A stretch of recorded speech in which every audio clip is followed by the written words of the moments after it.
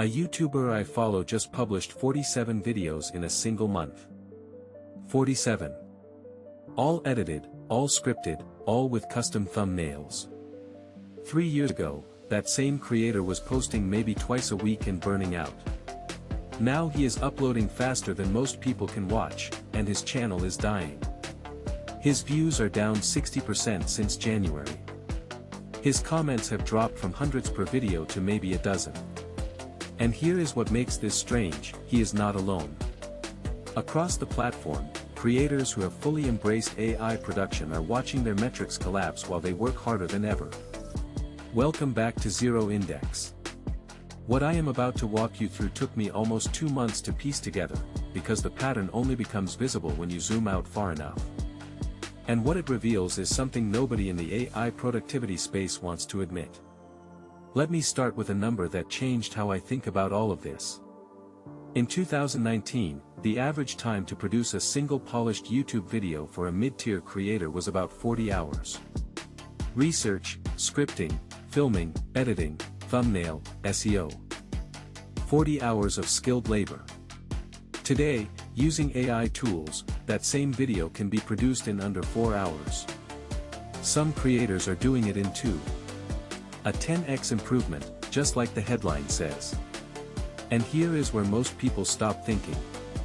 They see 10x faster and assume 10x more opportunity. More content, more reach, more money.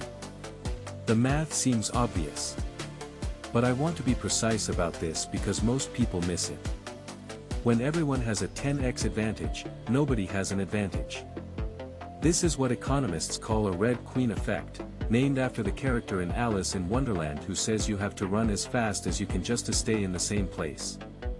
And I tracked down some data that shows this is not a hypothetical anymore. A research team at Northwestern analyzed 2.3 million YouTube videos published between 2022 and 2024. They found that average video length increased 34%. Upload frequency across the platform increased 47%. But total watch time, total human attention available, increased by less than 8%. More supply. Same demand. And the price of attention is collapsing. There is a third factor in this equation that took me a long time to track down, and I will come back to it because it changes everything else I am about to tell you. So here is the uncomfortable question. If AI makes everyone faster, and faster means more content, and more content means more competition for the same finite attention, what actually happens to the value of speed? I spent 3 weeks interviewing creators, agency owners, and platform strategists to understand this. And the answer is not what the AI tool companies are selling you. A content strategist named Elena who works with Fortune 500 brands told me something that stuck with me. She said, "We used to pay a premium for speed. Get us a campaign in 2 weeks instead of 6 and we would pay double. Now everyone can do 2 weeks. So speed is just table stakes." The premium moved somewhere else. Where did it move? She would not give me specifics on the record, but she pointed me towards something interesting. Her agency started tracking what they call signal density, the amount of original insight, unexpected perspective, or genuine expertise per minute of content. And they found that AI-assisted content, on average, has about 40% lower signal density than human-crafted content from the same creators. This is where it gets strange. The tools that make you faster are simultaneously making your content less distinctive.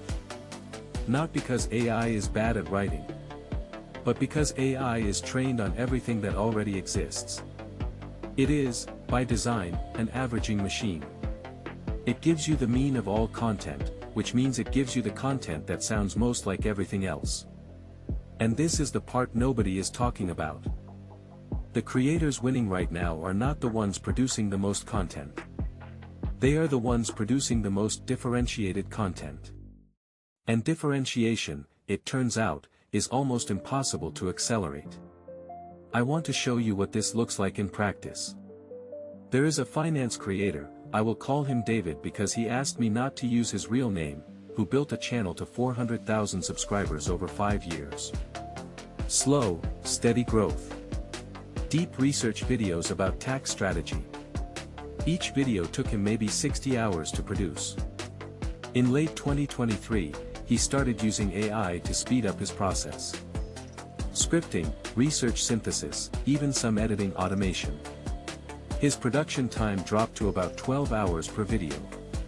He was ecstatic. So he did what seemed logical. He increased his upload frequency from twice a month to twice a week. 4 times as many videos. His views per video dropped 70% within 4 months. Now here is what is important, his total channel views stayed roughly flat. He was getting the same amount of attention, just spread across 4 times as many videos. Which meant 4 times the work for the same result. But it got worse. The algorithm, he told me, started treating him differently. YouTube's recommendation system is designed to surface content that maximizes watch time. When David's videos got shorter and more frequent, his average view duration dropped. The algorithm interpreted this as lower quality. His impressions started declining. By February 2024, he was posting 4 times as often and getting less total exposure than before he used AI at all. He has since cut back to 3 videos a month. Each one takes him about 30 hours now, longer than his Ayanli period, but with much more original research and analysis. His numbers are recovering. And that third factor I mentioned earlier? This is where I can finally explain it. The researchers at Northwestern found something in their data that they almost did not publish because it seemed too uncomfortable. Audience trust in content is inversely correlated with perceived production speed. Let me say that differently. The faster your audience thinks you made something, the less they trust it. This is not about whether you actually used AI. It is about whether the content feels mass-produced. And human brains are remarkably good at detecting this, even when they cannot articulate what they are sensing. The study showed that videos explicitly marketed as AI-generated or AI-assisted received 23% fewer comments, 31% fewer shares, and significantly lower return viewer rates compared to identical content without that framing. But here is the pattern interrupt, the AI-assisted content was often technically better. More accurate information, fewer factual errors, more comprehensive coverage. And it still performed worse. Because content is not just information transfer. It is a relationship. And relationships require the perception of investment, of someone caring enough to spend their finite time creating something for you. I will be honest, I did not see this coming. I assumed the audience would not care how content was made as long as it was good. I was wrong. They care deeply, even if they do not know they care. And the platforms are starting to build detection for this into their algorithms. So what is actually valuable now? If speed is not an advantage, if AI-generated content is becoming ambient noise, if audiences are developing antibodies to mass-produced media, where does that leave creators? I have been thinking about this for weeks, and I think the answer is uncomfortable for people who were hoping AI would make success easier. The new scarcity is not speed. It is slowness.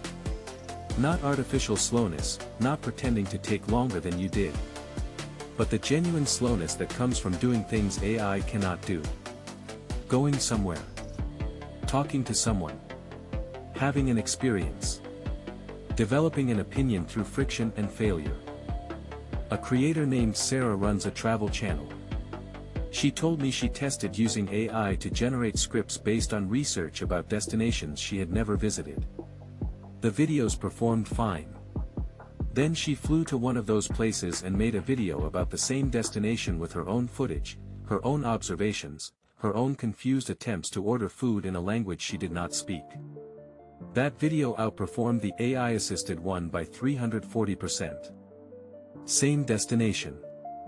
Same SEO. Same thumbnail strategy.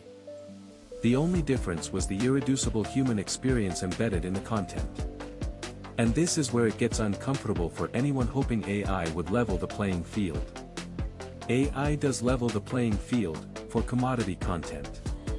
But it simultaneously raises the ceiling for content that cannot be commoditized. The gap between average and exceptional is widening, not narrowing. Here is what I think most people are getting wrong about the AI content revolution. They are treating it like a production problem when it is actually a positioning problem. If you use AI to make more of what you are already making, you are not gaining an advantage. You are joining a race to the bottom against everyone else who had the same idea. The creators I have watched succeed over the past year are using AI differently. They are using it to eliminate the work that does not matter so they can spend more time on the work that does. One documentary creator told me he uses AI to handle transcription, rough cuts, and research synthesis. It saves him maybe 15 hours per video. But he does not use those 15 hours to make more videos. He uses them to do more interviews, visit more locations, think more carefully about structure. His output stayed the same. His quality went up. And his channel is growing faster than ever. This is not a story about AI being bad for creators. It is a story about AI being misunderstood by creators. The 10x speed advantage is real. But when everyone has it, speed stops being the variable that matters. What matters is what you do with the time you saved. Most people will use it to produce more. The smart ones will use it to be more. And 5 years from now, I think we will look back on this moment as the great sorting. The moment when AI made it trivially easy to be average, and exponentially harder to be anything else. If that thought makes you want to keep watching, subscribe. I will be here.